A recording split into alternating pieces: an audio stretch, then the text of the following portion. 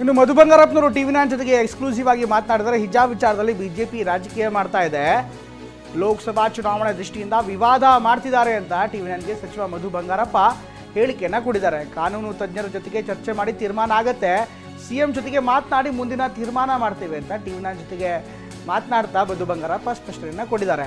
ಇದೇ ರೀತಿ ಬಿಜೆಪಿ ಮಾಡಿದ್ರೆ 67 ಇರೋದು 37 ಆಗತ್ತೆ ಅಂತ ಕುಟುಕಿದ್ದಾರೆ. ಹೇಳಿಕೆಯಿಂದ ಶಾಲಾ ಕಾಲೇಜುಗಳಲ್ಲಿ ಗೊಂದಲ ಸೃಷ್ಟಿ ಆದರೆ ಏನು ಮಾಡಬೇಕು ಎಂಬುದರ ಬಗ್ಗೆ ಚರ್ಚೆ ಮಾಡ್ತೇವೆ ಅಂತ ಬೆಂಗಳೂರಿನಲ್ಲಿ ಟಿವಿ9ಗೆ ಸಚಿವ ಮಧು ಬಂಗಾರಪ್ಪ ಹೇಳಿಕೆಯನ್ನು ಕೊಟ್ಟಿದ್ದಾರೆ.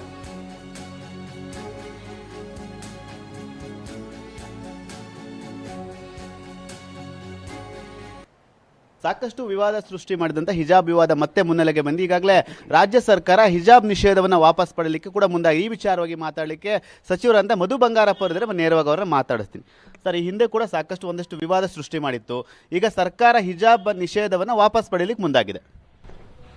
ಒಂದು ಹಿಜಾಬ್ ಸೃಷ್ಟಿ ಮಾಡಿತ್ತು ಅಂದರೆ ಬಿ ಜೆ ಪಿಯವರು ಆ ಸಂದರ್ಭದಲ್ಲಿ ಚುನಾವಣೆ ಪೂರ್ವಕವಾಗಿ ಮಾಡಿರ್ತಕ್ಕಂಥದ್ದು.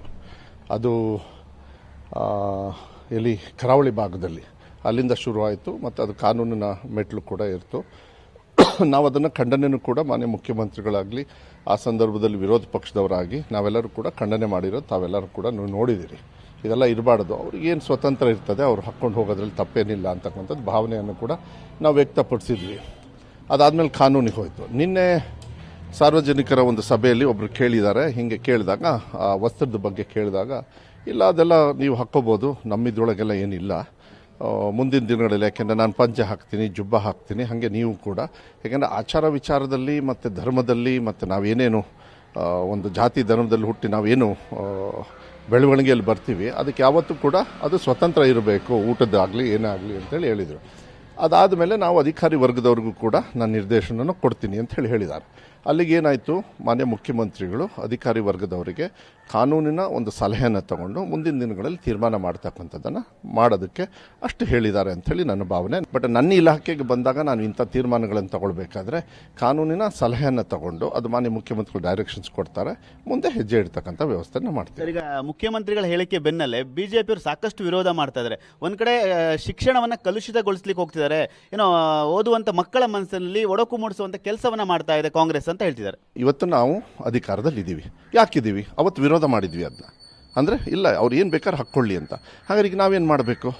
ಆ ನಿಟ್ಟಿನಲ್ಲಿ ಮಾನ್ಯ ಮುಖ್ಯಮಂತ್ರಿಗಳು ಸಾರ್ವಜನಿಕರ ಸಭೆಯಲ್ಲಿ ಹೇಳಿದ ತಕ್ಷಣ ಅದು ನೆಕ್ಸ್ಟ್ ಕಾನೂನಿನ ರೂಪವನ್ನು ತಗೊಳ್ತದೆ. ಮುಂದಿನ ದಿನಗಳಲ್ಲಿ ತೀರ್ಮಾನವನ್ನು ಮಾನ್ಯ ಮುಖ್ಯಮಂತ್ರಿಗಳ ಒಂದು ಮಾರ್ಗದರ್ಶನದ ಮೇಲೆ.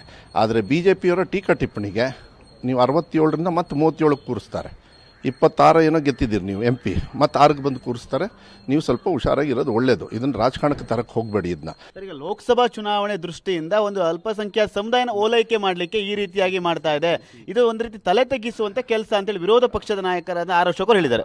ಒಂದು ಅಸ್ತಿತ್ವದಲ್ಲಿರ್ತಕ್ಕಂಥ ಸರ್ಕಾರ ತೀರ್ಮಾನಗಳು ತಗೊಳ್ಬೇಕಾದ್ರೆ ಅದು ರಾಜಕೀಯ ಉದ್ದೇಶ ಹೆಂಗಾಗುತ್ತೆ, ನಾವು ಆ ಸಂದರ್ಭದಲ್ಲಿ ಅದ್ರ ಪರವಾಗಿ ನಿಂತಾಗ ಅದನ್ನು ತಗೊಳ್ಬಾರ್ದು. ಇವ್ರು ಮಾಡೋದು ರಾಜಕೀಯ ಉದ್ದೇಶ. ಬರದಲ್ಲೂ ಕೂಡ ಹೊಟ್ಟೆ ಹಸುವಲ್ಲಿ ಜನರು ರೈತರು ಕಷ್ಟದಲ್ಲಿ ಇದ್ದಾಗ ರಾಜಕಾರಣ ಮಾಡಕ್ಕೆ ಹೋದವ್ರು ಇವರು. ಖಂಡನೆ ಮಾಡಿಬಿಟ್ರೆ ಇವ್ರಿಗೆ ಇನ್ನೇನು ಕೆಲಸ ಇಲ್ಲ. ವಿರೋಧ ಪಕ್ಷದವರಿಗೆ ಖಂಡನೆ ಮಾಡಬೇಕು, ಇಂಥದಕ್ಕಲ್ಲ. ಜೊತೆಗೆ ಸೇರಿಕೊಂಡು ಕೆಲವು ವಿಚಾರ ಆಚಾರದಲ್ಲಿ ಖಂಡನೆ ಮಾಡಬೇಕು ಹೊರತು ಇಂಥದ್ದನ್ನೆಲ್ಲ ತೊಗೊಂಡ್ಬರ್ಬಾರ್ದು. ನಾವು ಯಾವುದೇ ಕಾರಣಕ್ಕೂ ರಾಜಕೀಯ ಉದ್ದೇಶದಲ್ಲಿ ತೀರ್ಮಾನವನ್ನು ನಮ್ಮ ಮುಖ್ಯಮಂತ್ರಿಗಳು ತಗೊಳ್ಳೋದಿಲ್ಲ, ಉಪಮುಖ್ಯಮಂತ್ರಿಗಳು ತಗೊಳ್ಳೋದಿಲ್ಲ. ನೀವು ತಲೆ ಕೆಡಿಸ್ಕೊಳ್ಳೋಕೆ ಹೋಗಬೇಡಿ. ಅವ್ರು ಏನಾದ್ರು ತಲೆ ಕೆಡಿಸ್ಕೊಂಡ್ರೆ ಅವ್ರಿಗೆ ತಲೆ ಕೆಟ್ಟಿದೆ, ನನಗಲ್ಲ. ಕ್ಯಾಮರಾಮನ್ ರಘು ಜೊತೆ ಸುನಿಲ್, ಟಿವಿ9 ಬೆಂಗಳೂರು.